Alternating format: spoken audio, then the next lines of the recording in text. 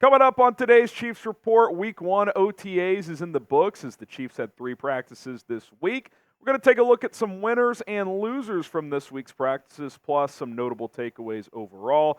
My name is Harrison Graham. Let's jump on into it here.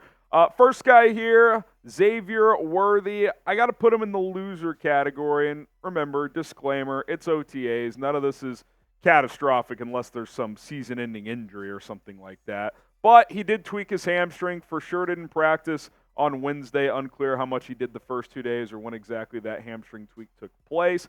But I think, short term, you're not really concerned. Big picture, however, look, a guy that's 165, 170 pounds and is that twitchy and explosive at that with that limited frame, you're always going to be concerned about soft tissue. You just are. Hamstring pulls, calf strain, these type of things are always going to be a possibility throughout his NFL career.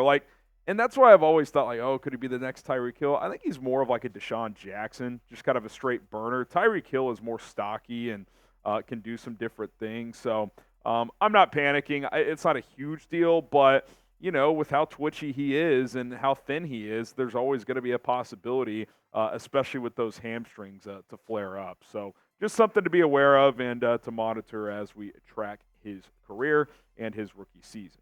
I'm still excited about Xavier Worthy, and you should be as well. Get his jersey today at chatsports.com/worthy. That link will be in the comments and in the description of this video. Go ahead and click and shop today. Let's go to the winner category here. That is the quarterback, Patrick Mahomes, and I think the headliner is obviously he and Andy Reid were asked about the Harrison Butker situation. We haven't talked about it much on this show because we've just kind of been focusing on the football, but I thought this was worth mentioning. Here's what Mahomes had to say when he was asked about Harrison Butker's commencement speech. He said, "I know Harrison. I've known him for 7 years, and I judge him by the character that he shows every single day, and that's a good person. That's someone who cares about the people around him, cares about his family, and wants to make a good impact in society. When you're in a locker room, there's a lot of people from a lot of different areas in life, and they have a lot of different views on everything. We're not always going to agree, and there's certain things that he said that I don't necessarily agree with, but I understand the person that he is." I think I listened to Patrick talk here, and the first thing I thought of is as good of a player Mahomes is, it's the Chiefs nailed this pick because he just has what you need in a franchise quarterback. He can address the room. He can answer questions properly. This is what a franchise QB does.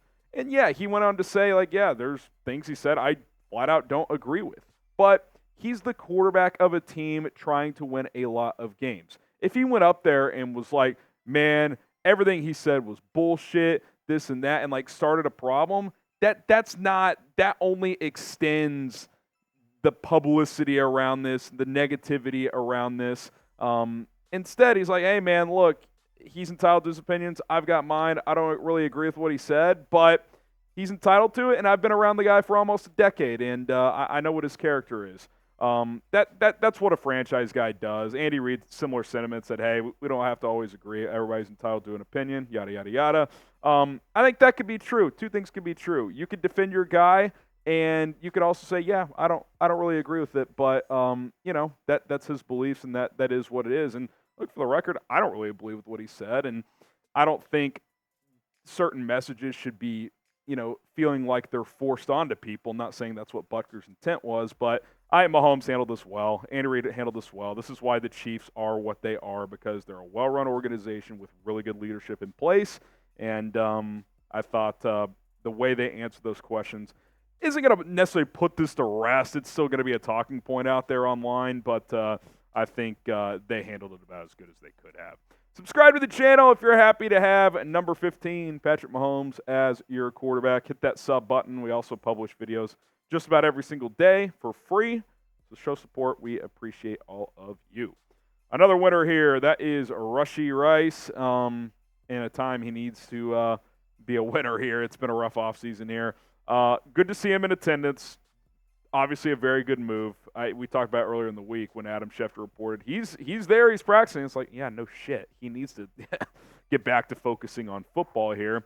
But the fact that he was there, healthy, and but also the Chargers getting dropped for the alleged assault at a Dallas nightclub, pretty good week for Rashee Rice. Back focusing on football. The second incident he was connected to has been dropped. Obviously, he's still got things to work through, and, I thought Patrick Mahomes had a good answer on him, too. It's like, hey, we're going to work with them. Obviously, what he did, bad move, but we're gonna work with him to be better.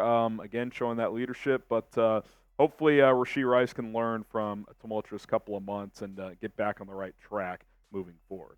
All right, Marquise Brown, another receiver here in the winner category, and I think Chiefs Kingdom, you guys are winners as well, because potentially some exciting things ahead here. He caught multiple touchdown passes this week, as he was probably the best receiver out there this week.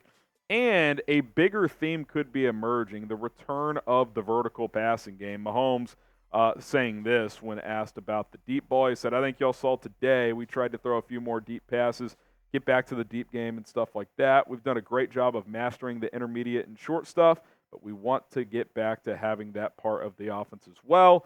Coach is really pushing us to push it down the field. And that's really exciting. I mean, when you think of Mahomes' first couple of years, these crazy long field passes, and I think it's what makes Mahomes the best in the NFL today is teams started to adjust, and so he really, like you said, mastered the underneath stuff, the intermediate, getting the ball out quickly, let playmakers work, because what teams started to do, Tyreek's last year and beyond that, the last few years as well, is, well, we're just going to have two center fielders. Two safeties are going to play deep. You're not going to beat us over the top. You're going to have to dink and dunk. And the Chiefs are like, okay, we'll take 7-yard completions and drive down the field on you, which is kind of what they've done. But now what they've done with Tyreek Hill out of the building, you sign Marquise Brown, one of the best deep threats in the NFL. You bring in Xavier Worthy, a guy who ran a 4.22 at the combine and can flat out fly on the outside.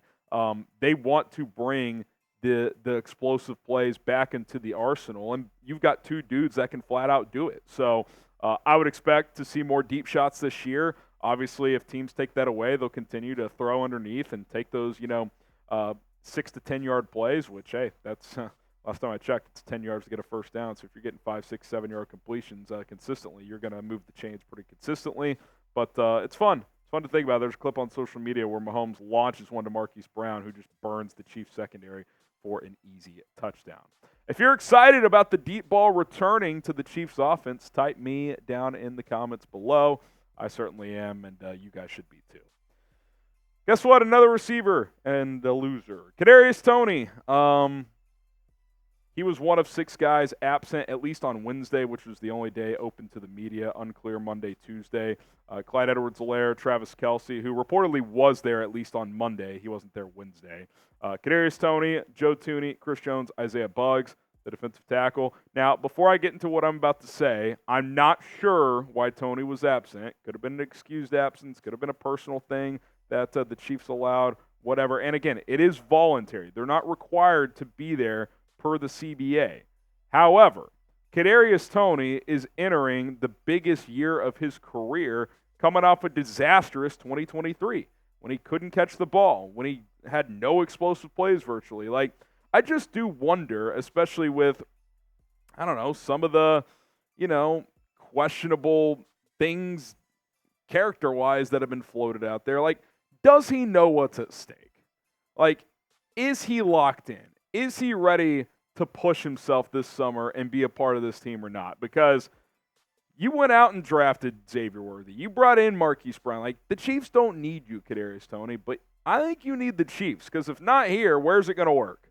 So, again, I don't know why he was absent. There could be a million reasons why. It's not mandatory, again, but there's a difference in Travis Kelce and Chris Jones not being there as proven longtime veterans who are all pros in this league, and Kadarius Tony not being there. Again, don't know the reason, but I do just think that there is a stark difference. All right, appreciate you guys tuning in to the Chiefs Report. They'll have more OTAs next week. We'll react to all of those. We'll, of course, have some videos in the next couple of days also to keep you guys in the loop with everything else surrounding this football team. So be sure to subscribe to the channel and turn on notifications. My name is Harrison Graham. See you guys soon.